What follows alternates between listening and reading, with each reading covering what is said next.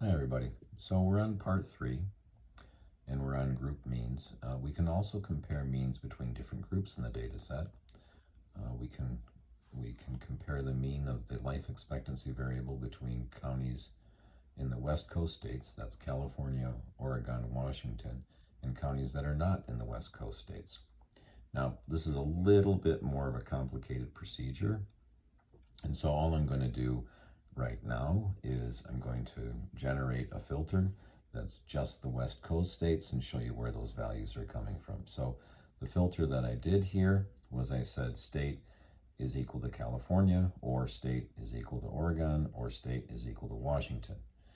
And then I clicked on this eyeball, putting the slash through it. And so all we see in the data set is California and Oregon and Washington. And you can see how the blue line the blue line here, and then as you scroll down, the blue line here separates between the three states. And then we can get our n over here, and we can get our mean of 78.9. And let me just hop back over here, and our mean for the West Coast. Now notice it says yes here, so these are the states in the West Coast. We have our 78.9. Again, here's our 78.9, and then our median is the 78.7.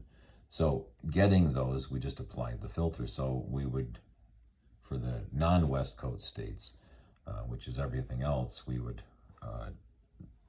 omit the states Washington, California, and Oregon. All right, so is life expectancy higher in counties in West Coast states? Well, that is where we're heading in statistics. And so there's clearly a difference in the means. There's clearly a difference in the medians. But is that difference large enough to warrant us saying statistically there is a difference?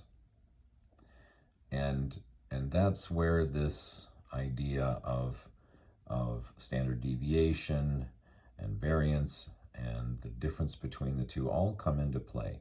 And later in the semester, we will learn how to address those questions. Okay. The xth percentile is the value below which x percent of the data falls. So I'm going to use an example here. When my child was born, my youngest child, he is quite tall, especially for my family. He was taller than, in fact, he was off the charts. But right now, he's in the 95th percentile.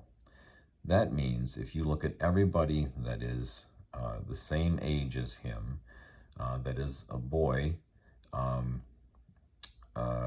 biological, I don't know what the terminology is today, so forgive me on this, biological male at birth, if you look at all of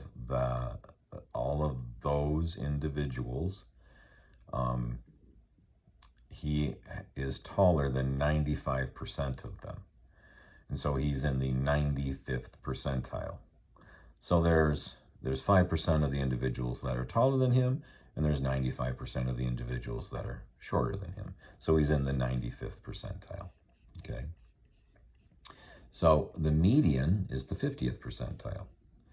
For example, the 90th percentile of life expectancy variable in the Massachusetts data is 81 years, meaning that 90% of the counties have an average life expectancy that is less than 81 years. Okay, going on. Quartiles, the first quartile, Q1 is the 25th percentile. The third quartile, Q3, is the 75th percentile. The median is sometimes described as the second quartile, Q2, and quartiles are often included in numerical summaries of a data set. Let me pop back over here. Notice we have our quartiles in this list. Okay. Let's add quartiles to our summary of the Massachusetts county life expectancy data. Okay, so what I'm going to need to do is I need to go back to my filter, and I need to take these and eliminate them, and I'm going to pop back in.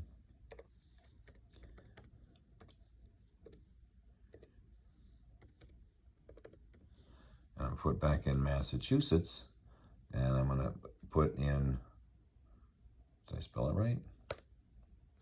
Yes, I did. There we go. And so we've brought back in our 25th percentile, our 50th percentile, our 75th percentile.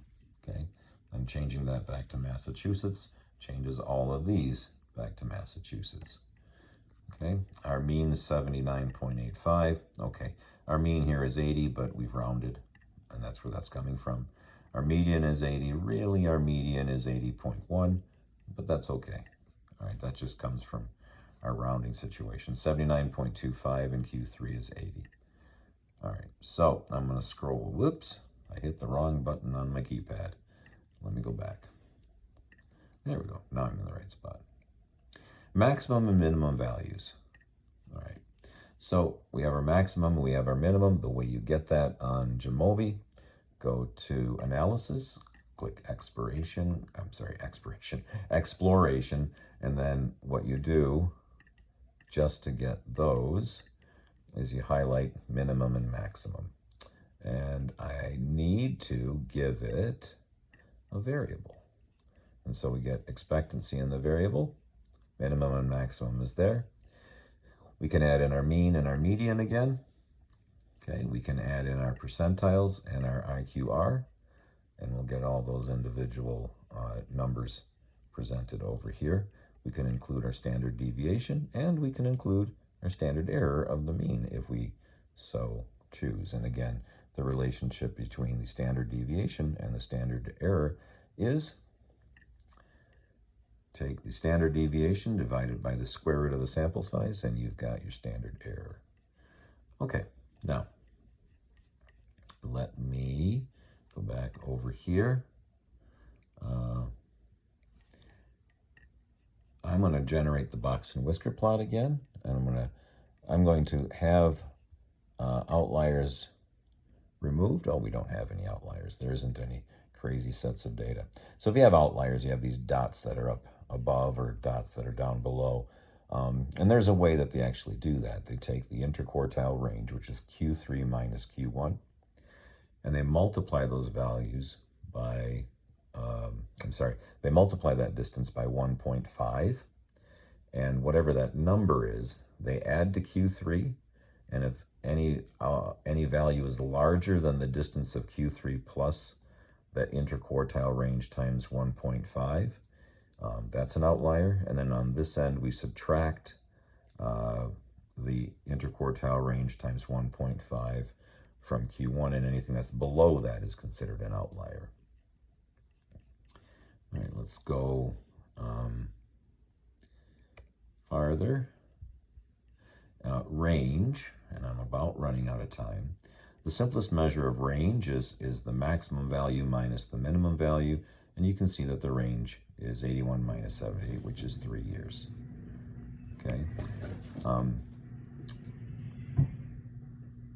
I'm going to pause here. I have background noise, so that's going to make the video a bit challenging. So I'll make the rest in just a minute.